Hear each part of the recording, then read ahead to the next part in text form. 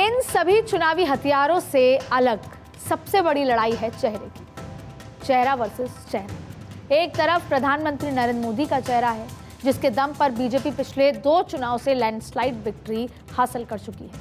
और इतना ही, राज्यों के चुनाव में भी प्रधानमंत्री मोदी के चेहरे का असर साफ देखा जा सकता है।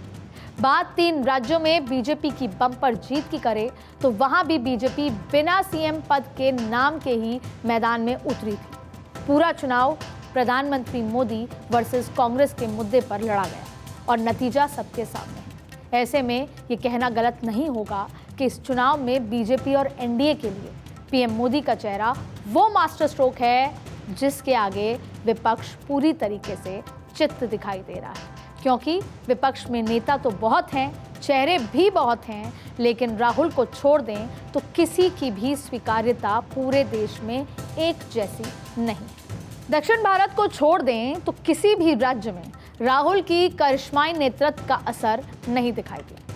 2014 के बाद कांग्रेस राज्य दर राज्य विधानसभा चुनाव हारती चली गई, तो अब तक के इस विश्लेषण से ये साफ हो गया है कि विपक्ष की तुलना में बीजेपी अपना लक्ष्य ज्यादा आसानी से हासिल करती दिखाई दे रही है। वहीं यहाँ एक बात का जिक्र करना जरूरी है कि प्रधानमंत्री मोदी के 400 के टारगेट स्कोर के सामने विपक्ष ने अब तक कोई लक्ष्य तक निर्धारित नहीं किया है। अब विपक्ष केवल भारतीय जनता पार्टी के आंकड़ों को कम करने की कोशिश कर रही है, लेकिन फिलहाल सीटों पर अपने उम्मीदवार तय नहीं कर पा रहे।